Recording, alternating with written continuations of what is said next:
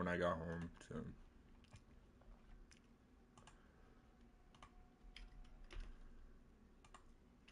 I gotta wait for Discord to load. I forgot to do that. Shit.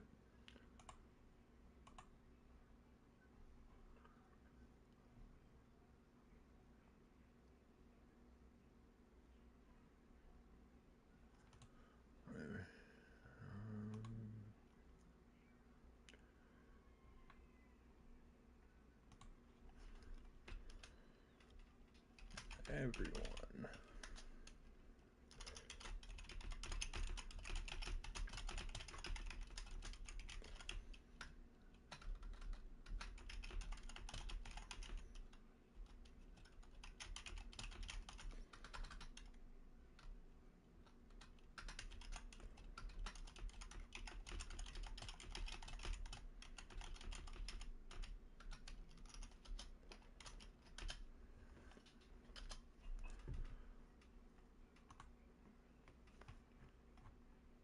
What? Okay. Hello, everyone.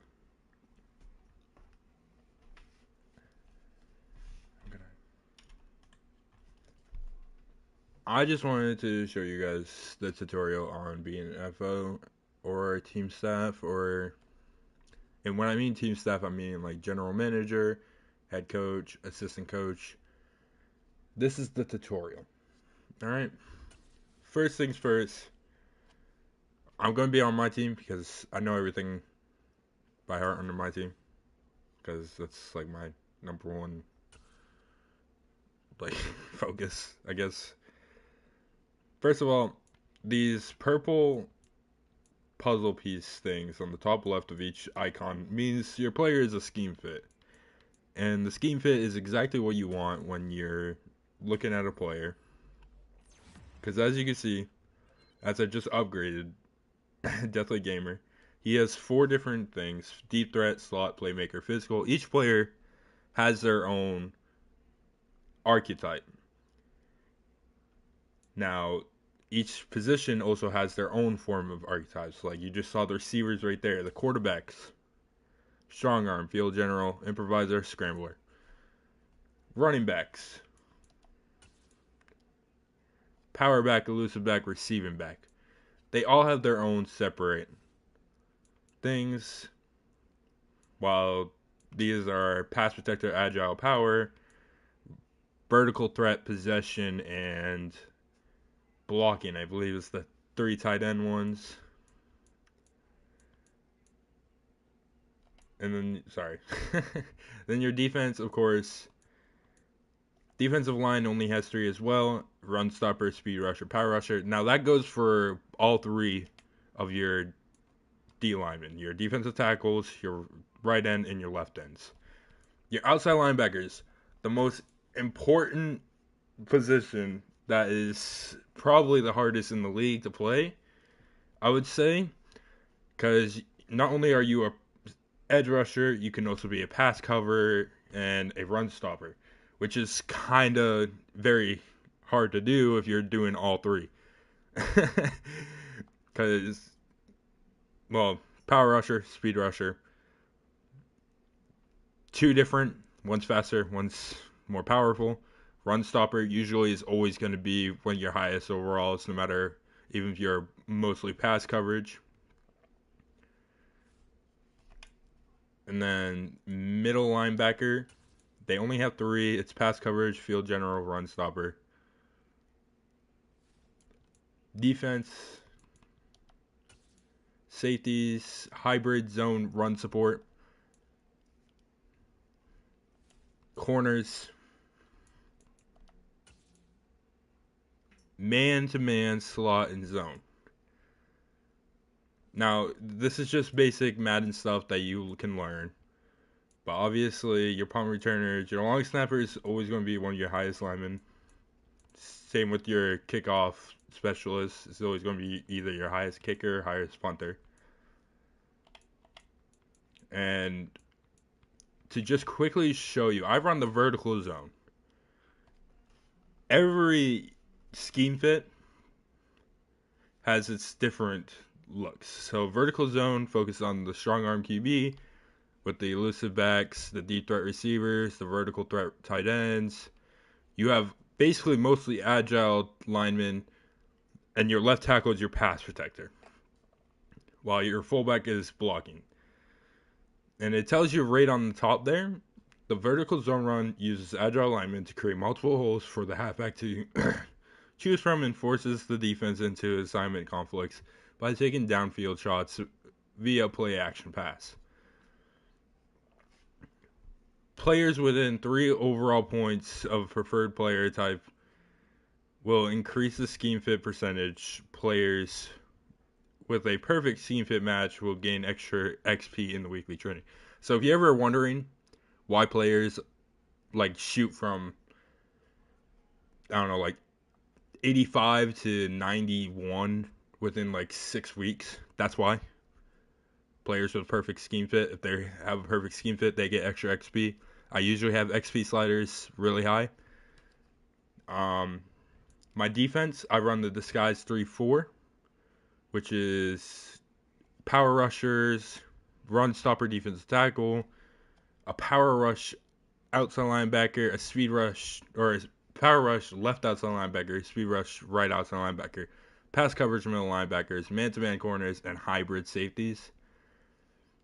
Now, there is multiple. I don't know off the top of my head how many exactly, but here's the vertical zone run, the West Coast power run. The West Coast power run creates weaknesses in the defense by stretching it out horizontally with short passing. This is usually something the Chiefs would run. Did not mean. The Chiefs would run.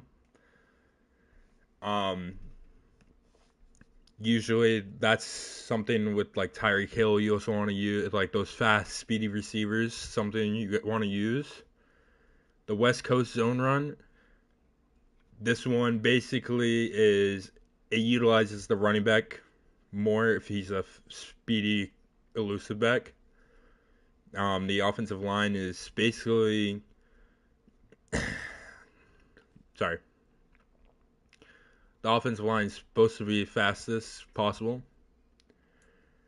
The West Coast spread. This is something you'd see like Arizona running, where all your receivers are out, and it's designed to keep the defense guessing, with a focus on the short passing horizontally across the field. With the defense spread thin, the quarterback is looking for openings to scramble while reading his routes. Exactly what the Cardinals would be running. Now, the pistol. The pistol is, I would argue, is probably one of the most effective IRL. But the pistol offense allows the quarterback to better read over center with shotgun formations. It punishes unbalanced defensive lines in the running game with the ability to hand off the ball quickly to the other side of the field. Air raid. This one, I feel like the air raid would be more of something you would see Miami running.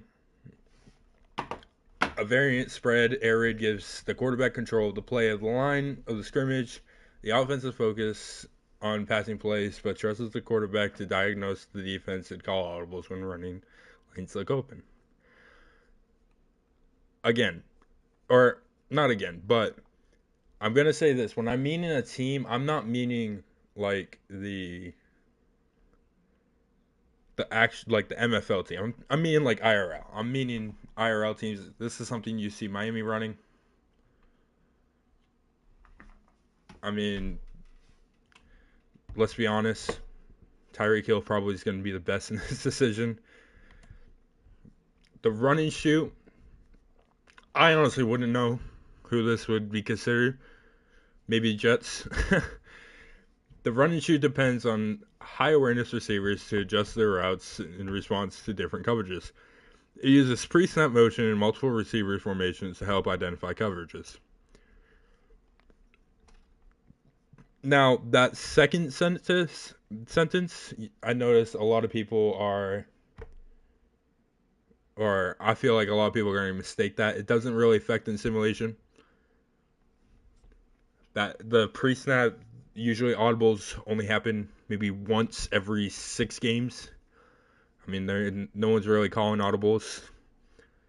It's something that would happen more if the user was actually playing the game. The spread utilizes shotgun formations with extra receivers. Scrambler QBs create an extra running threat that pressures both sides of the defense in the run game. Basically, something you see maybe the Eagles using. I mean, Jalen Hurts, Saquon Barkley now. Something you'd see them running. Vertical power run. The vertical power run focuses on tempting the defense to load the box with extra defenders via a commitment to the power run game, then punishes them downfield with play action and shot passes. What they mean by shot passes, they mean just like deep passes, basically. Either deep passes or just those bench routes. That's basically what they mean by that. And then we're to the multiple power run. Now, this is more something you would see like Josh McDaniels running. They mostly go for those little like halfback screens and all of that. But it's also something you'd see maybe like Tom Brady when he was with the Patriots, something like more like that. It's pulling linemen and lead blockers to the run game to grind through defenses. A good quality field general quarterback helps convert critical third down in short situations. Multiple zone run. It's a balanced offense that is very difficult for the defense to predict. The teams that can run out of multiple receiver sets and throw out of power formations. I've honestly never really utilized this. I don't really know. Maybe someone wants to try that out. And we're back at the vertical zone run, and now we're going to check out the defense. The Sky's 3-4, as offensive production is at an all-time high, defenses need to be unpredictable to succeed. This defense draws strength from the flexibility of its symmetrical lineup, and it shines in the Sky's concepts and malleable fronts, bro. God, I'm cooked right now. Sorry, I'm tired. That's something you see the Ravens running. Tampa 2, even though it says Tampa, it's not Tampa. Tampa doesn't usually run this, but the Tampa 2 formation is similar to the base 4-3, as the defensive line is expected to pressure the QB without help from the blitzes.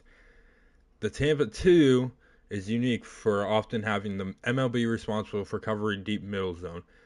Tampa 2 is something you would see more like, I feel like Tampa 2 is something you see more like the Legion of Boom running, honestly. That's like the best way I can put it. With Bobby Wagner usually being back there, you know. The 3-4 under. Never utilize this. I've only seen bad things happen to it. Don't take my word for that, because maybe your team could pull it off. But it adds even more flexibility with linebackers that can line up on the defensive line. Using bigger linebackers, the defensive looks to switch the roles, play to keep the offense off balance. Usually, it can cause for a lot of sacks. Like, you can get a lot of sacks off of it. I've rarely seen it actually be very useful. But then again, don't take my word for that. Your defense probably could do that. If you run a 3-4, which is 3 linemen, 4 linebackers, and the rest are defensive backs, maybe your defense could do that. The base 3-4 defense utilizes bigger D-line to eat up blockers, allow 4 linebackers to attack from multiple angles. The 3-4 excels at generating pressures with clever blitzes and is a solid defense against base running plays. It's a pretty good defensive set, I won't lie. The base 3-4 has always been pretty solid. I think back in early seasons, teams that ran 3-4s used to use this, and they would make it pretty far. They would usually go divisional round, conference. I think only one team actually wanted to change. Can't tell if that's just my PC acting up. It's just my PC acting up. All right. Anyways, Yeah, the Falcons back in, I think it was season 2, won a championship using this defense. It's not, I shouldn't say bad, but because it's not bad. It's not something you typically would see someone running though. The 4-3 under, probably one of the more interesting 4-3s. The 4-3 under defensive scheme allows for more flexibility than the base 4-3. As it can change to a 3-4 or 5-2, it requires solid fill-in players at both the D-line and linebacker positions to be used at full potential. This is something you'd see the Cowboys running. And the Cowboys always have a good defense for some reason, man. This is something you would see them running. This is something that you'll see Micah Parsons coming off the edge. Or, well, they don't have the team they have now. Or they don't have the team that they have in MFL. But this would utilize maybe Harold Landry coming off the edge as well. Forcing your middle linebacker, which I believe they have Fred Warner in MFL. This would be something you guys would probably want to utilize. Base 4-3. Sorry. The 4-3 defensive scheme is a defensive formation with 4 defensive linemen and 3 linebackers.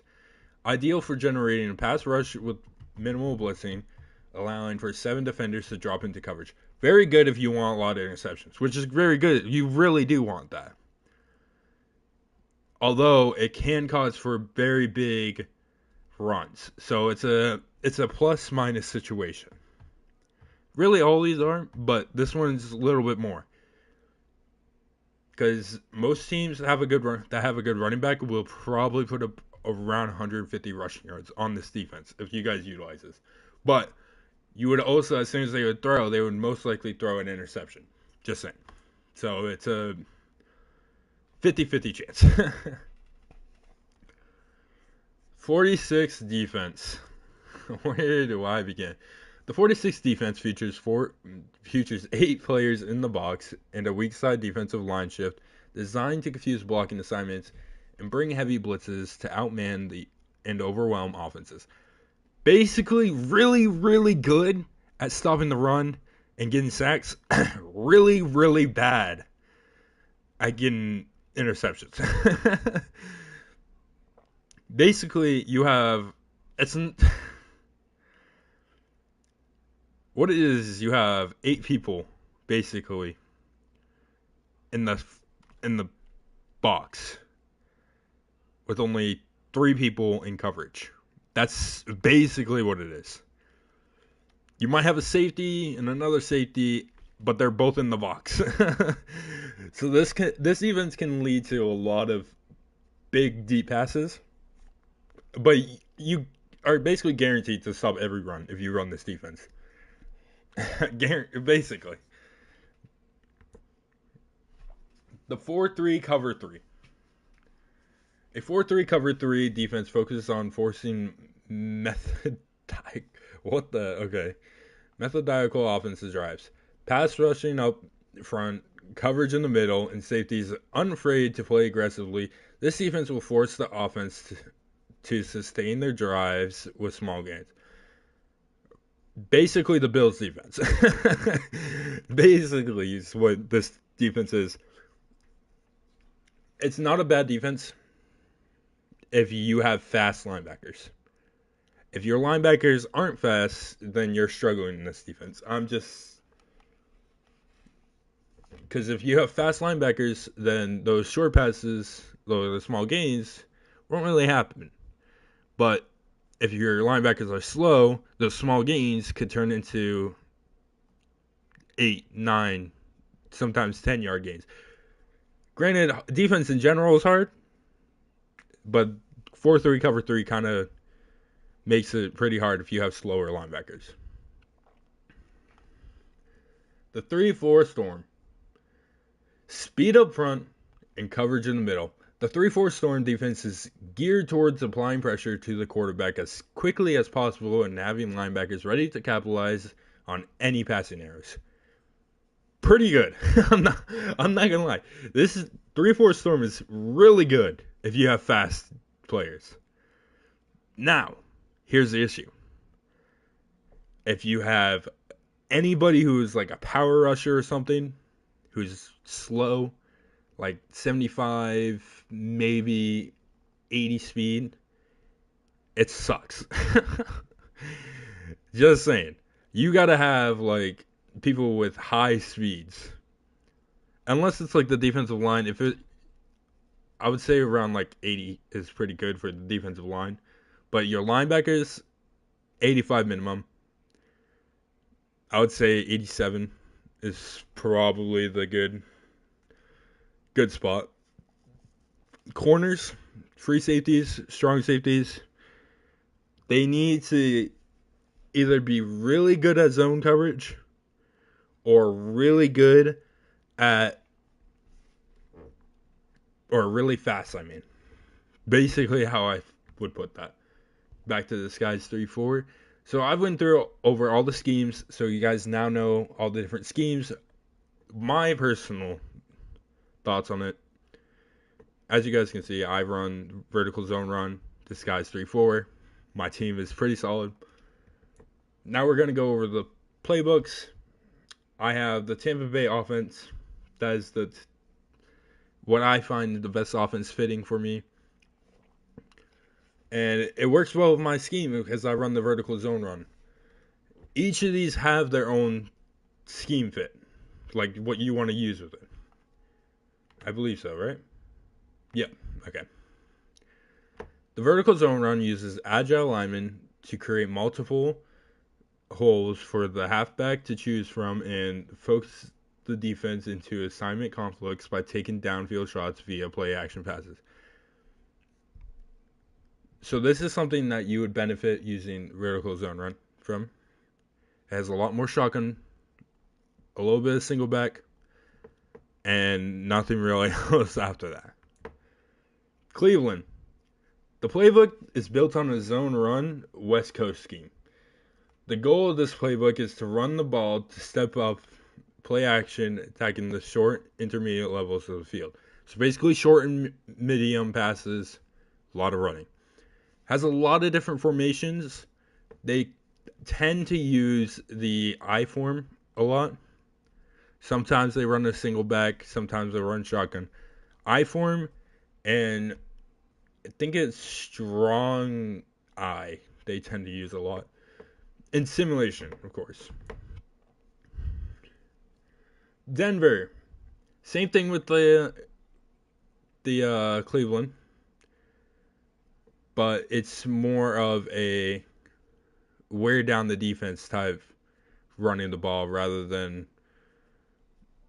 just trying to get the ball, I guess, instead of trying to just run the ball. They tend to focus more on the passing, while the running is just so they can wear down that defense. Like, hey, we're going to keep hitting you with the run every once in a while, but we're trying to get that short pass, that medium pass. That's basically Denver. It tends to work sometimes, it tends to not other times. Would recommend it if you have a good running back who can get through with a defense or with an O-line. That's pretty good. If you don't have a good quarterback, it's also a pretty good playbook to run because they can succeed a little bit with this one. Buffalo. It's built on the power run vertical passing scheme. The offense uses power runs while attacking the intermediate level of the field, frequently in the passing game. This is more if you want to run medium to deep. Sometimes it's the shorts, but more focuses on the middle level, and definitely is focused on the power run a little more. And they run a lot of single back, a lot of shotgun, just like it shows right there. A lot of it is just quick handoffs, then 2 medium passes, basically how it goes. Cincinnati. It's built on the multiple zone run scheme. The offense will use both power and zone runs while attacking defenses with consistent short passes. Literally the same thing as the Cleveland, or not the Cleveland, the Chiefs offense. Guarantee you it will do the same thing. Chicago. built on the power run. The goal of the playbook is to wear down the defense by consistently using misdirection and passing deep frequently to keep the defense honest. Basically, if you don't want to win, use Chicago. Simple as that. If you don't want to win, use Chicago. That's all I gotta say. San Fran. The goal of this, the San Fran will often use the quarterback run. It doesn't say it here, but the goal of the playbook is basically use that goddamn quarterback run and the running back. It says the same thing as, I forget which one it was. I want to say it was the Broncos, but it more or less focuses on you getting screwed over with the quarterback run. Minnesota, the playbook is built on a power run, same thing as the Bills. They wear down the defense by running the ball, but instead of only deep passes, they're basically only short passes, or some intermediate, some middle, but it's basically like the Bills. That's all it is. Tennessee, if you want a running back to get 99 overall, this is how you get it. Just keep him on your team. Try your best to win with it. If your running back gives 99 overall, this is how you win with him. Basically, it will basically barely ever throw. Most of the time, outside handoffs. Most of the time, you will lose yards. But sometimes you get some big yards. And it's not like it's bad or anything. When they do throw, you're almost 86% guaranteed at least a first down on the pass. 86% of the time. Sometimes they just chuck it down to the short and he ends up only getting like 3 yards, but that's usually on third down too, so you get screwed over a lot. Houston, same thing as Minnesota, basically, which is, yeah, basically just they focus a little more on the short passes than they do the medium passes like Minnesota would. They don't really run the ball. Don't ever listen to Houston running the ball. They don't. They only throw, and they only throw short passes. Simple enough. Pittsburgh. I used to think this playbook sucked, but after a few seasons ago, I'd say around like 6 seasons ago, I would say, Pittsburgh offensive playbook kind of amazed me just because it runs the zone and the power runs while also having a good sense of those passes, like deep down the field, medium field. Pretty simple. Seattle, this I love how it says goal of this playbook is to run the ball. They apparently don't know how to do that in the Super Bowl though. But it is focused more on the deep passes, which is something that if you have an offense that has a good running back and pretty fast receivers would benefit from. And that's basically all it is. Saints. I've never really seen Saints really do anything other than make divisional. I wouldn't really trust it. But it does focus more on the running than it does the passing, I would guess, or I'd say. It's more of the running back gets kind of fed. You're always chucking it down to that running back, letting him get that run after catch. Your number one receiver will most likely be the running back or slant boy Michael Thomas. That's basically how it is. Washington, don't get me wrong, Panthers playbook back in 2015 or Madden 16 was the GOAT, but this one is horrible. It will definitely the intermediate and deep levels of field. It does. But it's most of the time to the outside, and your receiver will most likely get a bad animation, and it ends up getting 3rd and 10, basically, most of the time. Baltimore. You can really guess it's running the ball, but mostly with the quarterback, sometimes with the running back. Your running back will never produce in this, no matter how much you would want him to. It will never happen. Running will be always quarterback.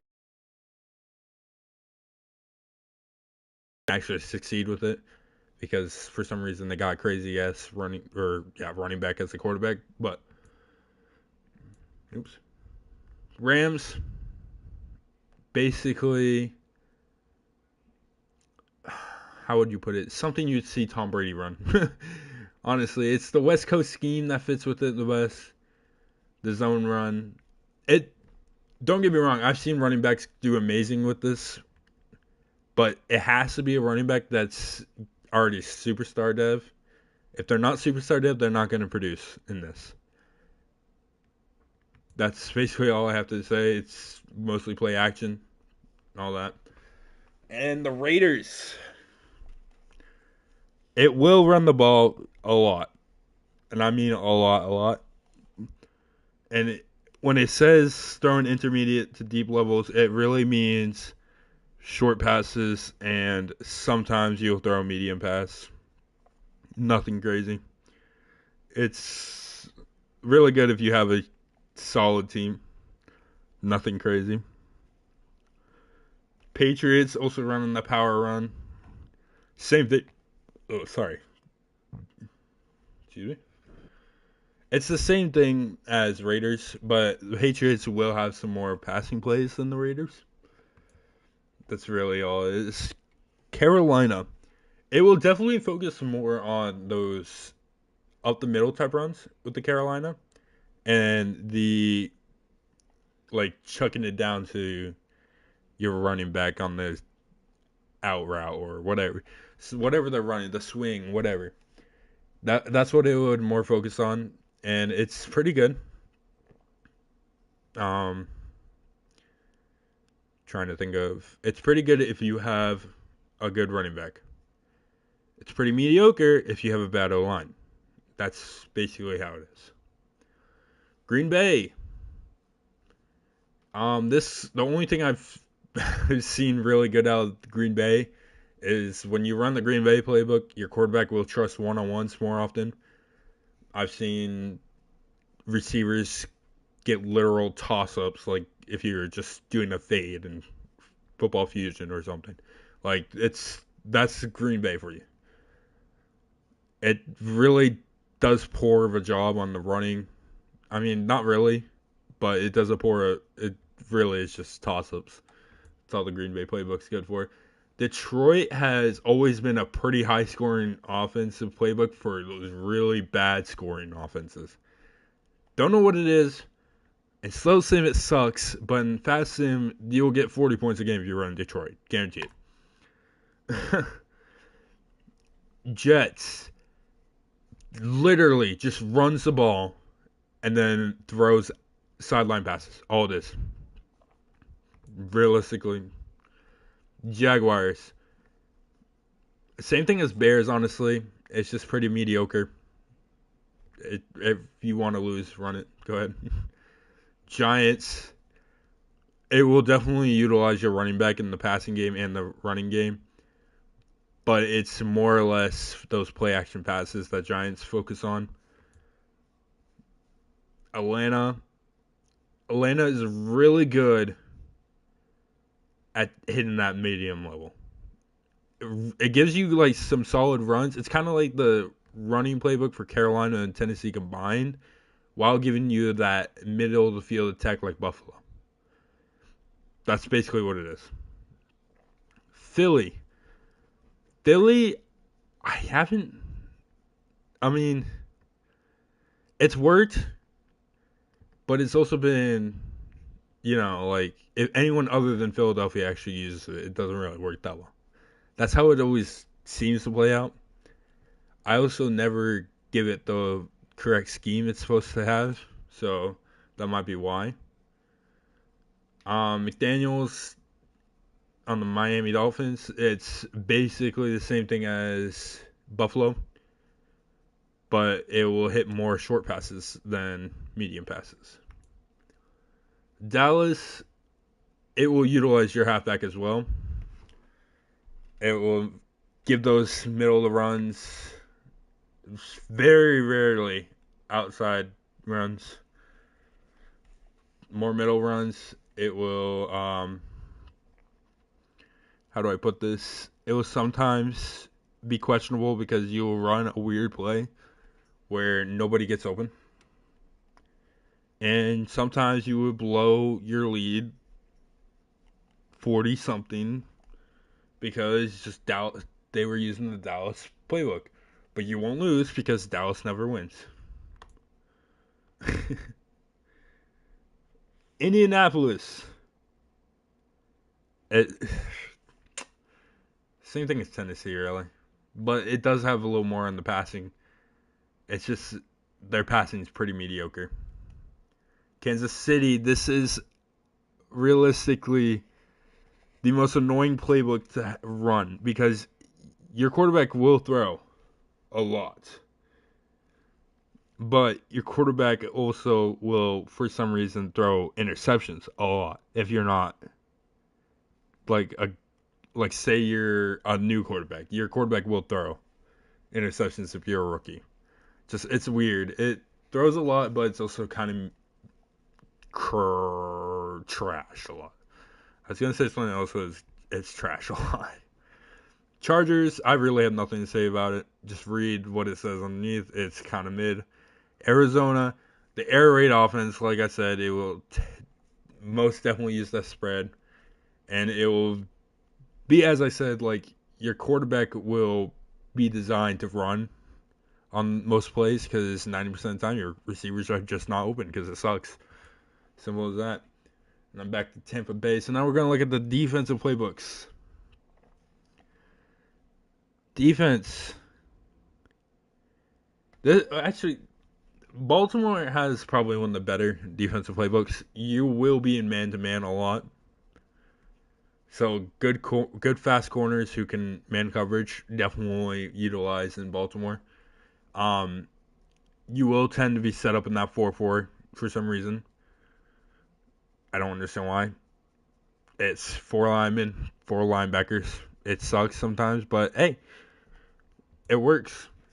Rams, if you want a defensive tackle or a defensive end to do nothing but stuff the run, and you want nothing else, you just want that run stopped, this is the playbook to run. For the Raiders, shoot. I don't even really know what the Raiders... I think the Raiders are just pretty good at just letting up scores, really. That's all I have to say about that. Same with the Patriots. Patriots 3-4 is not bad, but you won't get much interceptions from it. Or you will, but it won't be much. Carolina, I've never really seen anyone do good with the Carolina defense, so really wouldn't know. But I have seen players go really high in tackles with it, so you might be able to see that. Green Bay, if you want your defensive tackles making sacks, that's basically the playbook to run.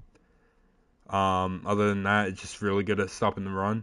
Detroit, if you want literally 40 points lit up every game, that's the playbook. Jets, they are really, really good at covering the what was it? The bench route. I think about the route name. Really good at covering the bench route. Just horrible at everything else. Jacksonville, terrible. You'll lit up 70 points, guarantee it. Giants, surprisingly, they can put up a fight if you have a good team, but other than that, you're most likely going to lit up a last-minute score. Atlanta is good if you want your linebackers to get sacks, but that's realistically all.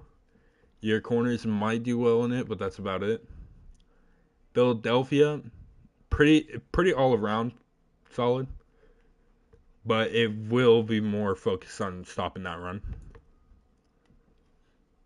Miami, it's more or less focused on your corners. It's it doesn't really cover the run well, but your corners will excel in it, which is pretty solid. Dallas, probably the only one I've seen play good when you don't need it. That's just like you can be up 40 and your defense is still playing good. That's the only time I've ever seen Dallas actually be good. Indianapolis, pretty mediocre. I mean, same thing with like the whoever it was just a second ago. Hold on. Giants. It was the Giants. Chiefs, really good if you want your defensive tackles to stop the run. Outside of that, it's just pretty solid at everything else. Chargers, if you have a good outside linebackers, it will excel them. Your safeties will play really well. Your corners and all of them will have to be high overall, like pretty good players. Other than that, you're not really gonna succeed with Chargers defense. Arizona has worked a lot of times, but it also really depends on your linebacker. It will develop your middle linebackers very well. Your middle linebacker will go to basically X Factor in 2 seasons, if they're not already an X Factor, but you will see them perform really well in that. Other than that, every once in a while you get some crazy play. Tampa Bay, it does really good. It's one of those better defensive playbooks. Both the offense and defense for Tampa Bay is pretty good. Cleveland, the best defensive playbook if you run a 4-3. Just saying. It generates good pressure from the D line. Your coverage is usually pretty well. Stops the run often. Denver, if you want your corners to produce, that's about it. You really get nothing else from it. Buffalo, really, it's not bad. It's not great either. It's just like in the middle. Like you're gonna let up big plays all the time. You're gonna have some big plays yourself, but that's about it. You're not gonna be in the middle of either. It's not gonna be evened out. Cincinnati, Cincinnati will screw you over. I guarantee it. I'm not saying that because Cincinnati's defense sucks. I'm saying that because Cincinnati's defense, for some reason, just never produces when you run the playbook.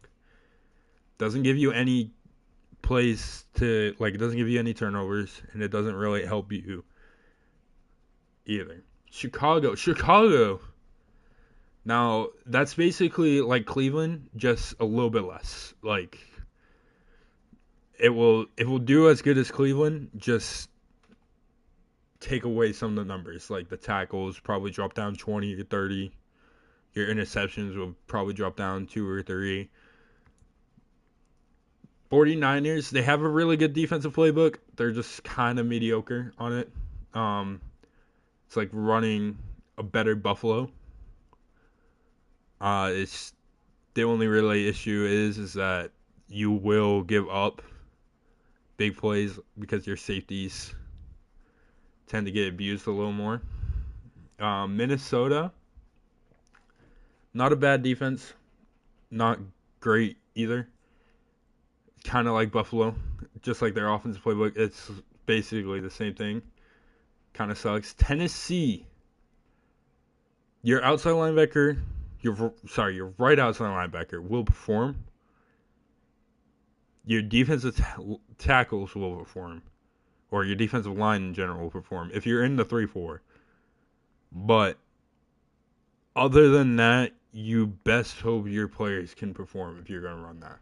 Because it's not a great defensive playbook. Houston, you will lose every game with Houston. Just saying. Pittsburgh, really, really good at developing the outside linebackers and the middle linebackers. Outside of that, you're not developing anything.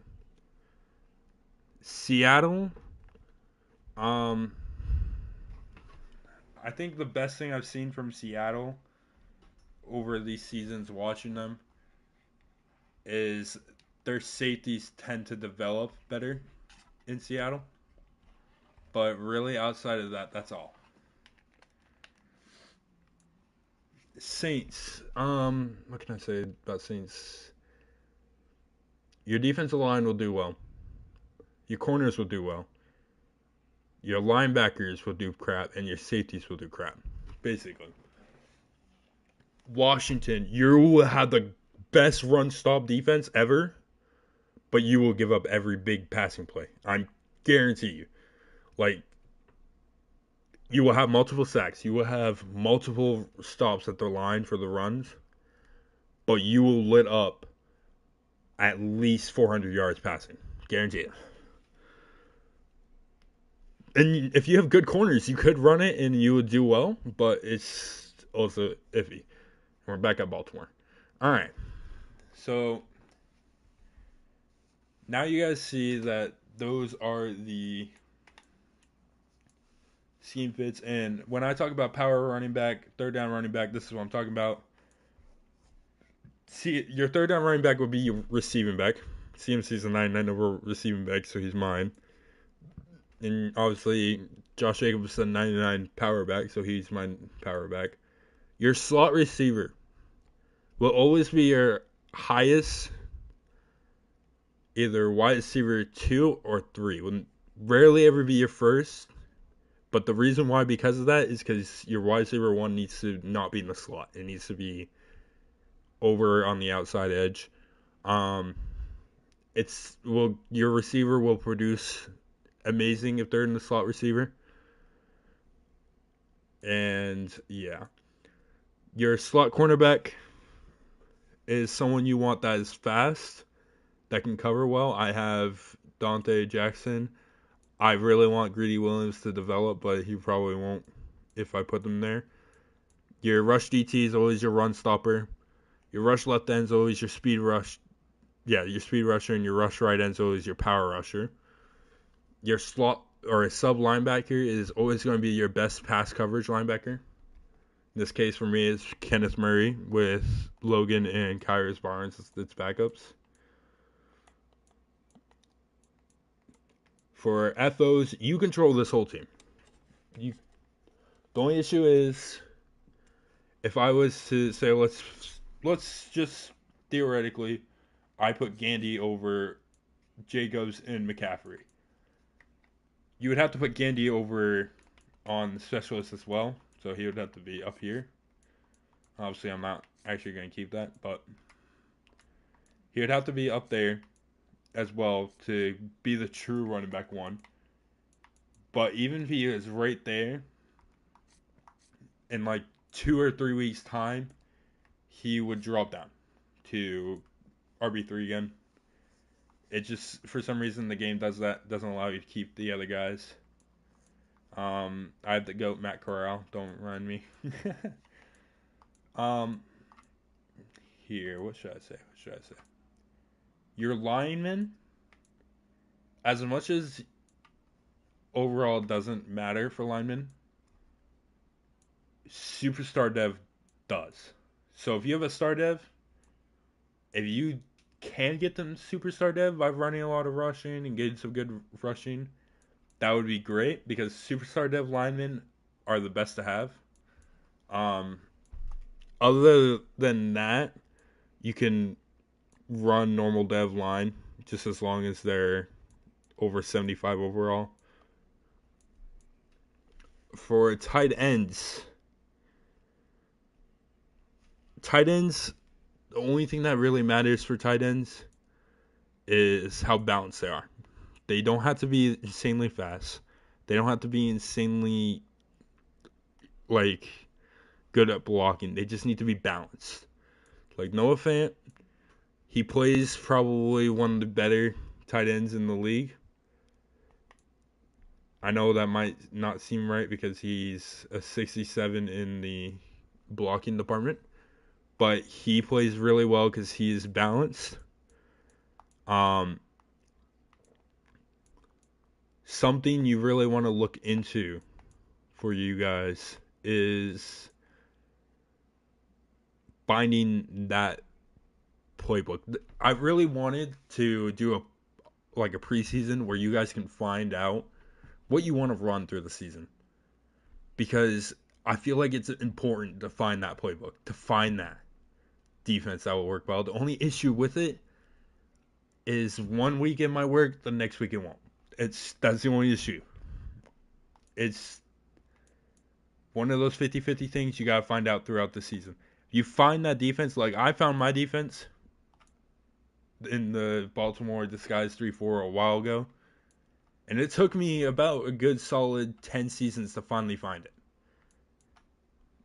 And it paid off as soon as I did, because I won a championship the first season I did. It's a real, like, if you find that defense you can work with, your team will be good to go.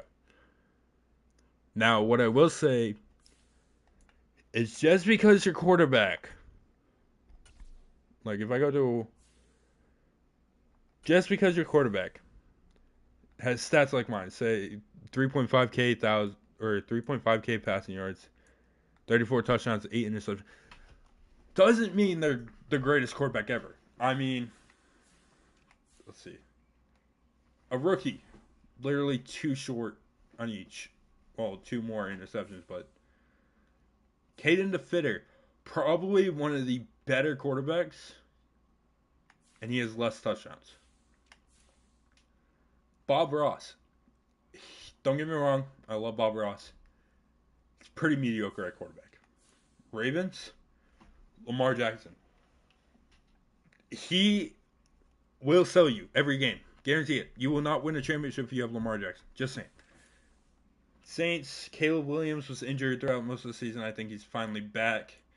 And he's 10-5. He's pretty solid, but he's alright.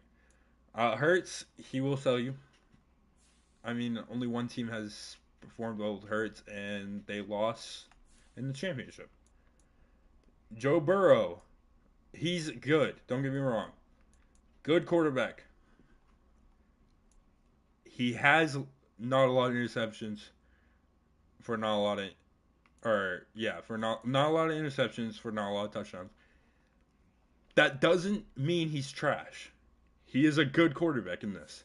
For some reason, with the Steelers, he's amazing. Josh Allen, he is trash. Just saying. Dylan worried. We don't really care. I mean, we care, but we're not really. Zach Wilson is one of those quarterbacks that you will randomly see perform really well. Dak Prescott, for some reason, he's playing like crap right now. Don't know why, but he is. He's usually really good and probably one of the best quarterbacks in slow sim. Brock Purdy usually is not great. He's having an alright season now. Broncos don't have a quarterback. Don't have an actual quarterback. Baker Mayfield's one of those quarterbacks you will see perform really well. Might win. Kyler Murray usually is a quarterback you see perform horribly, but he's playing really good. It's one of those things where it's sporadic. You're not gonna know what's gonna happen each season. These players will be horrible one season, and then the next season they're the GOAT. Like, they're playing like Tom Brady in his prime. Like Desmond Ridder on every franchise ever. I mean, that's just how it is. I mean, look at Deshaun Watson. 17 for 9. He's having a horrible season. I guarantee you, if Desmond Ridder was starting, he would be a lot better. But, just saying. Moving on to general managers. I know we're pretty, like, an hour in. General managers, you have basically one little job. That job is you do transactions. During the off season, you can do re-signings, you can do free agent signings, you can do trades. You can do all that as a general manager. For when it comes to touching the roster outside of trading and resigning, you cannot like say you want you want to bench Ryan Jensen. Your FO or your coaches would have to do it. You can't do that. You can't put in changes that you want to happen. Doesn't You're not allowed to. Now, head coaches and assistant coaches can. The reason why there's head coach and assistant coach is, well, kickers and punters. I don't have one, so my kicker and punter don't really work for this situation. 49ers do. But they can make a kicker or punter, I should say.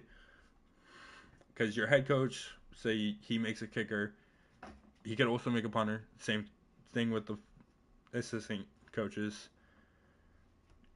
But say your head coach makes a kicker, and then your assistant coach can make a punter.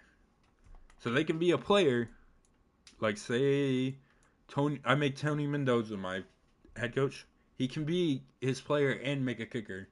And Deathly Gamer can be his player and a punter. They can be those. But you guys would be assigned to one side of the ball. And this will be enforced now that we have 32 FOs. But you will be assigned to a side. OC, DC, basically.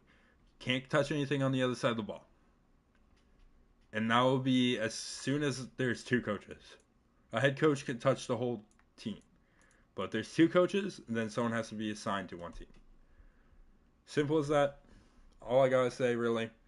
There's a change channels if you're trying to change something. I really don't know what else. There's trade channel if you're trying to trade. Rosters will always be posted in rosters. Trade block is where you'll post trade or players you're up for trade.